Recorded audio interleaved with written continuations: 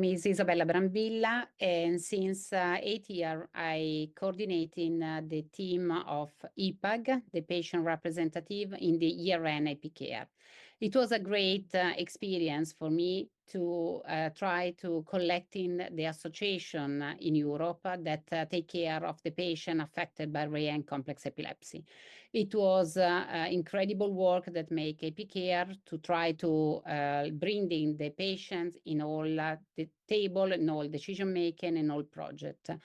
I think it was important for us to address the unmet needs for the patients in all activity, and also to address correctly the expectation for families and patients that are not the same of the physician and researcher sometimes, and try to underline the needs in terms of the comorbidities related to this disease and not only related to the seizure.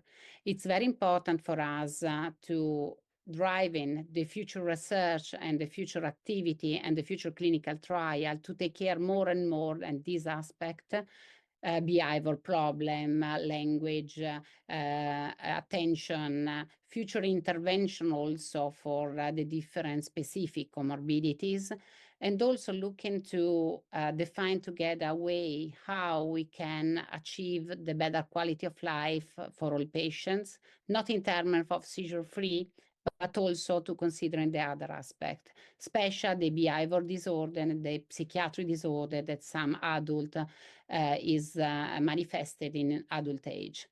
This is the priority of our group, and we are working together, and we're collecting more than 300 associations in Europe that try to working together for bring more and more these needs in a different level. We are now working for creating an alliance to try to working more together and be effectiveness for a multidisciplinary approach and looking a little bit beyond seizure. And I'm an ePAG representative.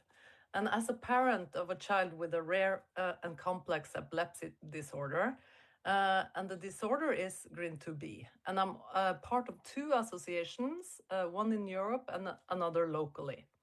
And the aim is to bring the patient and caregiver perspective into discussions about research, treatments, and policies so that decisions made by experts actually reflect our real-life needs of the families.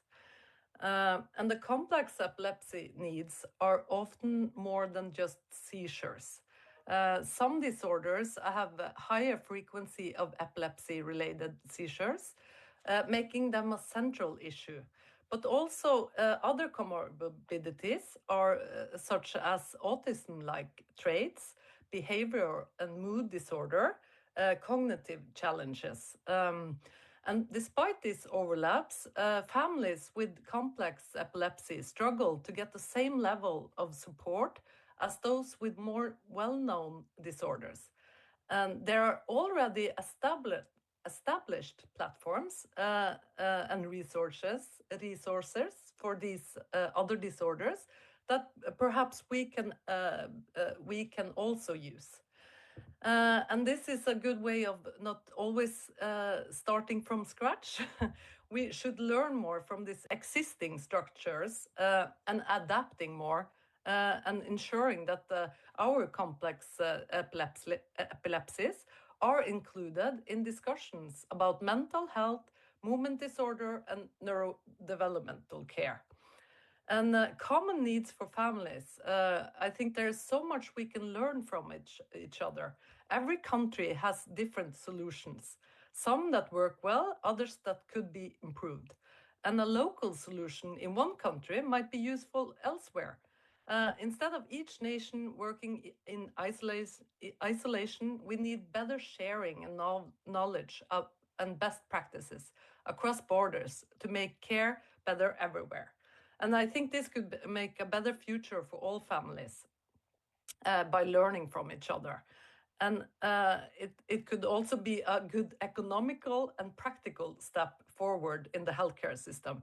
When we support each other, we all can benefit. My name is Rosaria Vavassori. I'm from Italy. My son Alberto is 32 years old and he is affected by alternating hemiplegia of childhood, also called AHC. My reference association is in Germany, and it gathers families across Europe with children affected by the same disease, AHC. AHC is one of the many rare and complex epilepsies included in EpiCARE.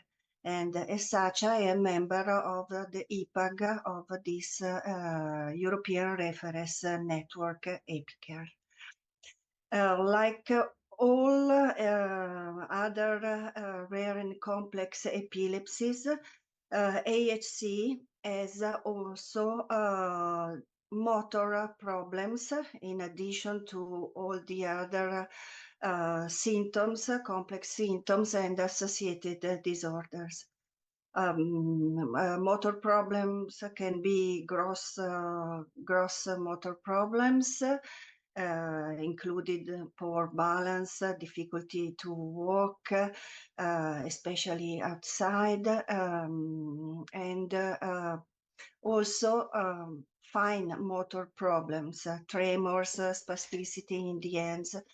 All these problems, combined with all the other symptoms, make the rehabilitation and assistance needs very complex and very severe for all people affected by AHC. It also has a very negative impact on the quality of life of people with AHC and all their families. As ePAG representatives, we are working to provide to all AHC people and all the people affected by rare and complex epilepsy in Europe to also provide a proper assistance, taking in charge also these motor problems. Hello, my name is Shana Chokhali. I'm from Georgia. I'm the mother of 4-year-old son. His name is Tachi, and he has SCN2A gene mutation. SCN2A, he was 3 days old when his seizure started, and he had different kind of seizures. And that is common for all rare epilepsies. And it was really difficult to recognize whether this weird movement was seizure or just a movement. This makes our life even harder when you can't just say that your son has a seizure or not. And this continues now because after he will have seizures, these weird movements will come back and then disappear by itself. And this is really, really difficult for us to manage. Cognitive development for most rare diseases is still unknown, so also unpredictable. And phenotypes differ even for the same mutation, so definitely there is some environmental impact, but we still don't really know how the brain works. And not knowing what is possible and what is definitely not for our children, we as a parents try to balance expectations to not be in the position when we doubt in our children, but not to miss any chance, but not to overload the little ones with thousands of therapies. And finally, to not forget that besides being affected by rare disease, they are just children and they need play, they need love and being seen as they are. And they needed to grow, and that all is extremely challenging, and we are the only ones responsible. I have a dream of multidisciplinary, holistic care and teamwork for epilepsy. Medical care, including the GP or pediatrician, The neurologists, the specialized neurologists, and specialized epilepsy centers working together as a team are first to develop the best possible care for the treatment of the seizures of the patient.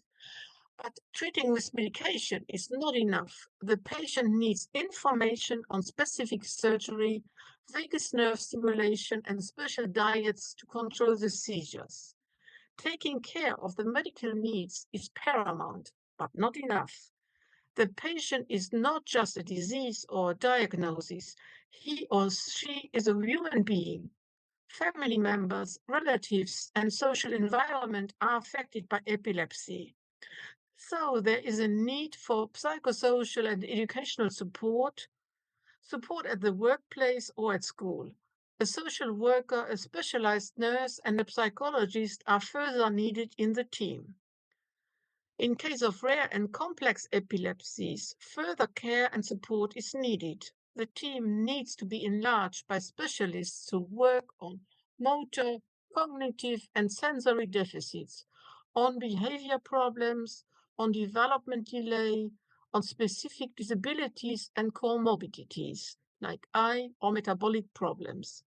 Multidisciplinary and holistic care must continue during the transition from childhood to adolescence and to adulthood. Patient organizations are an important partner as they have the lived experience of epilepsy. Patients' organizations are an important partner as they have the lived experience of epilepsy.